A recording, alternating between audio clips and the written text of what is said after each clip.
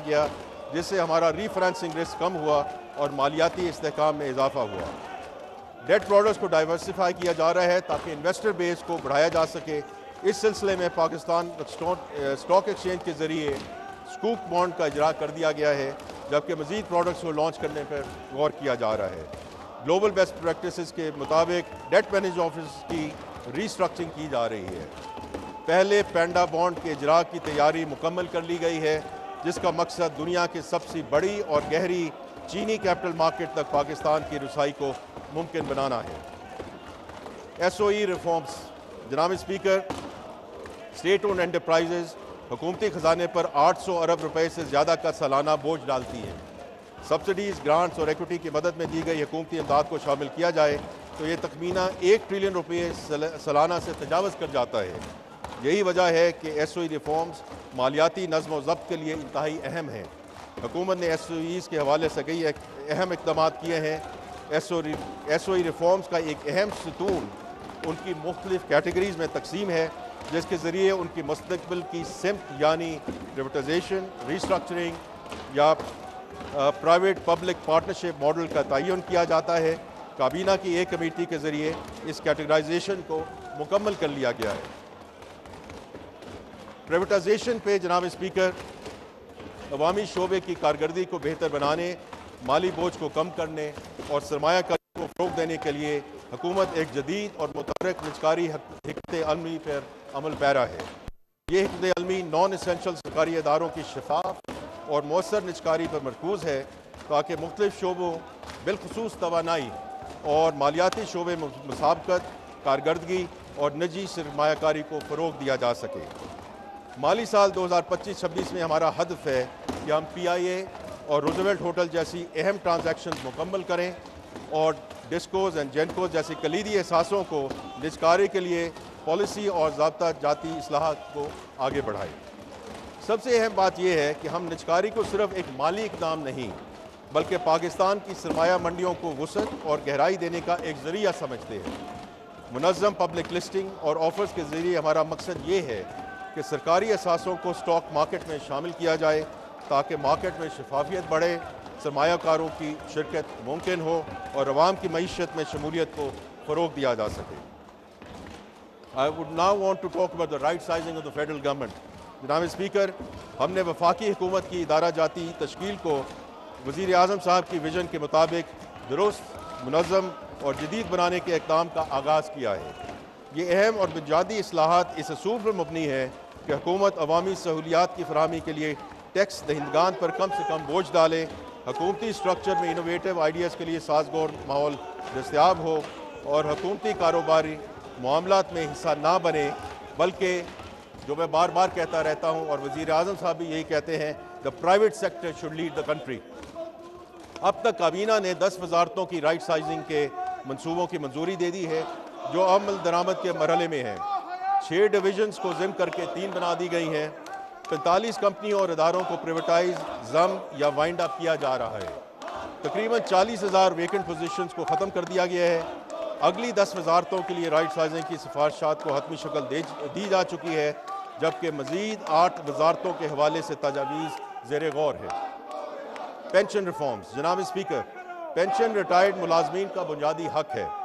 पिछली कुछ दहाइयों में पेंशन स्कीम में एग्जीक्यूटिव ऑर्डर्स के जरिए तब्दीलियां की गई, जिसकी वजह से सरकारी खजाने पर बोझ पड़ा। पेंशन स्कीम को दुरुस्त करने और सरकारी खजाने पर बोझ को कम करने के लिए हुकूमत ने पेंशन स्कीम में इस्लाहात की हैं, जैसे कबल अज़ वक्त रिटायरमेंट की हौसला शिकनी, पेंशन इजाफा कंज्यूमर प्राइस इंडेक्स से मुंसलक, शरीक हयात के इंतकाल के बाद फैमिली पेंशन की मुद्दत 10 साल तक महदूद, एक से ज़ायद पेंशन का खात्मा, रिटायरमेंट के बाद दोबारा मुलाजमत की सूरत में पेंशन या तनख्वाह में से किसी एक का इंतखाब। अब मैं उन अहम मौज़ूआत का अहाता करना चाहता हूँ जनाब स्पीकर, कि जो कि कौमी अहमियत के हामिल हैं। पहले क्लाइमेट चेंज। जनाब स्पीकर, माहौलियाती तब्दीली पाकिस्तान के लिए एग्जिस्टेंशियल थ्रेट है। ये हमारी बका का मसला है। पाकिस्तान माहौलियाती तब्दीली से सबसे ज़्यादा मुतासरा मुल्क में शामिल है। माहौलियाती तब्दीली के मनफी असरात का सद्देबाब हुकूमत की अहम तरजीह में से एक है। माहौलियाती तब्दीली से निपटने के लिए बेशबहा वसाइल की ज़रूरत होती है। اسی لیے حکومت نے گزشتہ 16 ماہ میں کلائمیٹ فائنانس پر خصوصی توجہ دی ہے اور اس سلسلے میں نمایاں کامیابیاں بھی حاصل ہوئی ہیں۔ ورلڈ بینک اور IFC سے کنٹری پارٹنرشپ فریم ورک کے تحت پاکستان کو اگلے 10 سال میں $40 ارب کے وسائل مہیا کریں گے۔ ماحولیاتی تبدیلی سے نمٹنا اس فریم ورک کی اہم ترجیح ہے۔ اسی طرح 1 سال کی انت تک محنت کے بعد IMF نے پاکستان کو $1.4 ارب کی ریزیلینس اینڈ سسٹینیبلٹی فیسلٹی فراہم کی ہے۔ حکومت پاکستان نے پہلے گرین سکول کا بھی اجرا کیا ہے، جس کے ذریعے ماحولیاتی تبدیلی سے متعلق منصوبوں کے لیے مقامی مارکیٹ سے وسائل کی فراہمی ممکن ہوئی ہے۔ ان وسائل کی دستیابی پاکستان کو ماحولیاتی تبدیلی سے محفوظ بنانے میں انشاءاللہ مددگار ثابت ہوگی۔ میں اب سوشل پروٹیکشن اور بے نظیر انکم سپورٹ پروگرام کا ذکر کرنا چاہوں گا۔ جناب اسپیکر، ہماری حکومت ایک جامع اور مؤثر سماجی تحفظ کے نظام کے ذریعے معاشرے کے کمزور ترین طبقات کے تحفظ کے لیے پرعزم ہے۔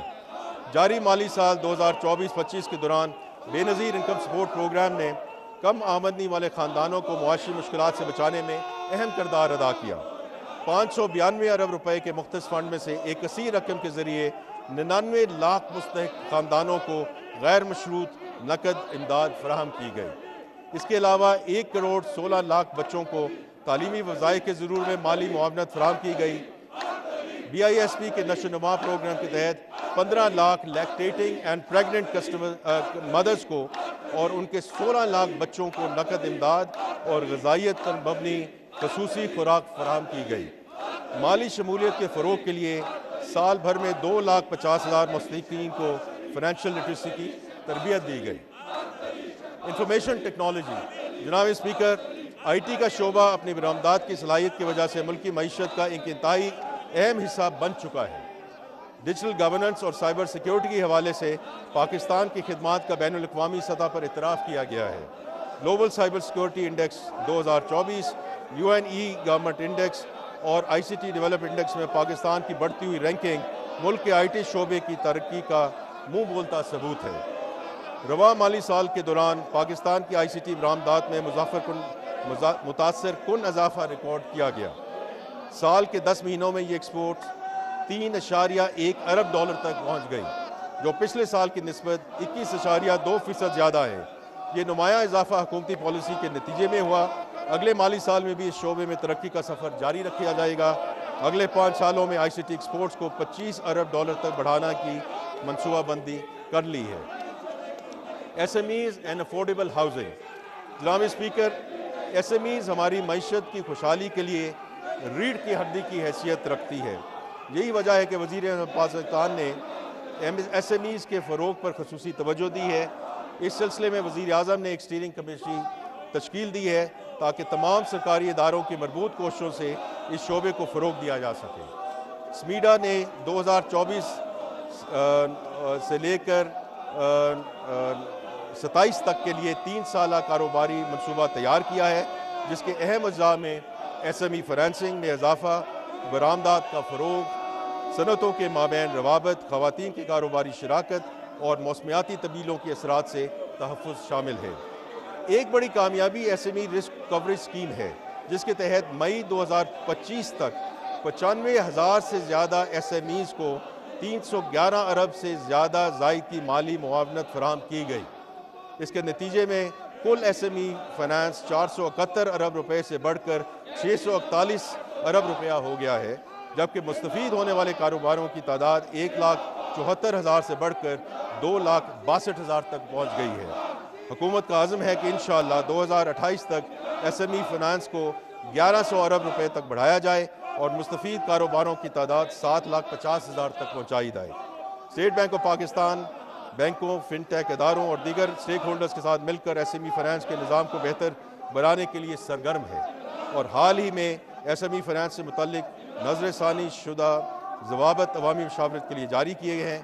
ان ضوابط کا مقصد بینک کو زیادہ لچک دینا، قرضے کے حصول کا عمل آسان بنانا، ٹیکنالوجی کے استعمال کو فروغ دینا اور ضمانت کی شرائط کو نرم کرنا ہے۔